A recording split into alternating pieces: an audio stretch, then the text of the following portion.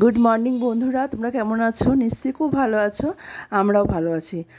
শ্রাবন্তী শ্রেয়সী ব্লগে তোমাদের স্বাগত।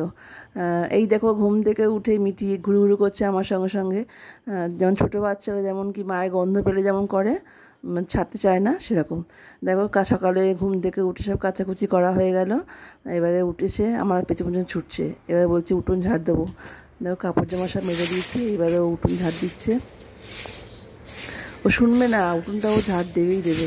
উঠোনটা ঝাড় দেবে, বিছানা গোছাবে, আলনা গোছাবে, বাপ রে বাপ। তারপরে রুটিন, মানে পড়াশোনাও করবে তার ফাঁকে ফাঁকে। আঁকাটা আছে, নাচটা আছে। এবার দেখো, এই যে বালতি ফেরিওয়ালা আসে না, এটা দেখো কি সুন্দর একটা গায়ে কিনেছি। এটা হচ্ছে গোবর শোনার জন্য কিনেছি। এই কোথাও গেলে নিয়ে যাব, ওই জন্য। এটা 30 টাকা দাম নিয়েছে। আর এই কৌটোটা খুব ভালো লাগলো দেখে, পছন্দ হলো, এটা কিনলাম। এটা 100 টাকা দাম নিয়েছে। আসে না, রাস্তা দিয়ে আসে না ফেরিওয়ালা, এই 100 টাকা আবার যেগুলো, এটা 100 টাকা নিয়েছে। আর নীলটা নিয়েছে, যে গোপোষণের জন্য নিজে নিলাম, ওটা 30 টাকা নিয়েছে।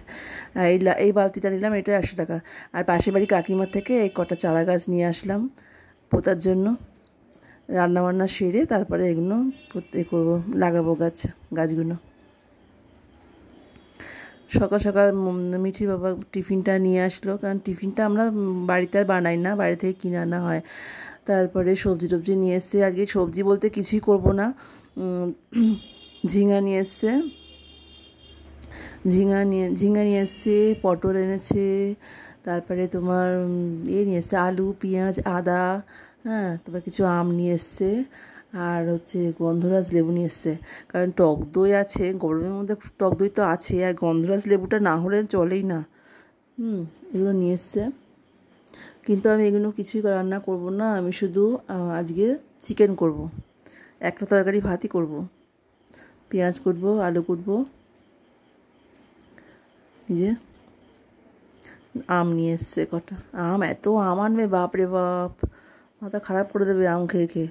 এত গাছে আম হয়, তাও নিয়ে আসবে। সব পোটা হয়ে গেছে আমার। আদা রসুনটা পেস্টটা নিয়ে আসতে আছে। দেখো মিষ্টি, দেখো খাইনি, দেখেছো, টেবিলে রেখে পালিয়ে গেছে কোথায়। আদা রসুনের পেস্টটা নিয়ে বাটা হয়ে গেছে। দেখো এই যে পেঁয়াজগুলো কেটে নিয়েছি আমি, রান্না সেরে আসছি।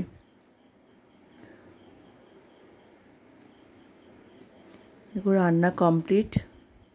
বললাম না যে কিছু রান্না করবো না, শুধু চিকেন করবো। এই যে দেখো চিকেন করেছি,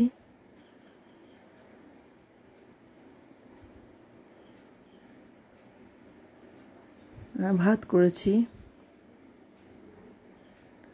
আর শসা কুটেছি, আর হচ্ছে এই গন্ধরাজ লেবু কুটেছি, মানে কেটেছি আর কি। এবার মিঠি স্নান টান করলো পুজো দেওয়ার জন্য, ফুল তুলতে গেছে। আর দেখো না, ওইটু চুলে আবার কেমন করেছে, খোপা করেছে। ও বাবা ওকে ডাকে যে আয়, আমি বেঁধে দিচ্ছি। দেখো কি সুন্দর বেঁধে দিয়েছে বাবা। দেখেছো কি সুন্দর বেঁধে দিয়েছে, দেখো। ফুল তুলবে, তুলে পাকা বুড়ি এখন পুজো করবে। দেখো রান্না দেখো আমার কমপ্লিট, পরিবেশন করছি চিকেন, ভাত, ব্যাস। আর আমার খাবার দেখানো তো কিছুই নেই। দেখো টক দই, কি খেতে অখাদ্য লাগে, কিন্তু খেতেই হবে, কিছু করার নেই। টক চিনি দিয়ে খাবো, তারও কোনো উপায় নেই।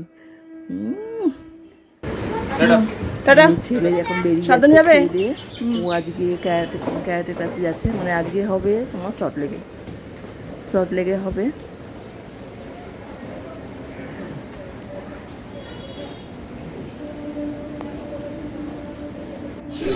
প্র্যাকটিস করছে। ফটো তুলে নিয়ে এসেছিলো, তাই আমি দেখাতে পারছি। আমি তো যাইনি, ও গেছিলো বন্ধুদের সঙ্গে, ফটো তুলেছিল বলে দেখাতে পারছি। বললো মা ফটো তুলে নিয়ে এসেছি, মানে ভিডিও করে নিয়ে এসেছি আর কি।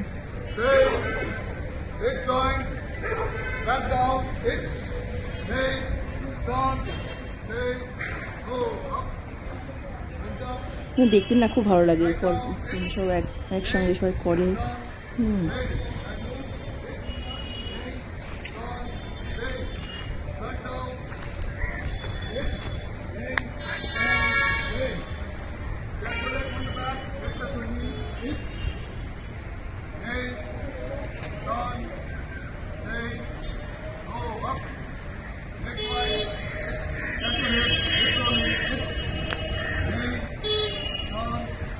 সন্ধ্যেবেলা মিঠি বাবা আবার কিছু স্ন্যাক্স নিয়ে আসলো খাওয়ার জন্য, সেগুলো খাবো, খেয়ে দিয়ে চা করবো।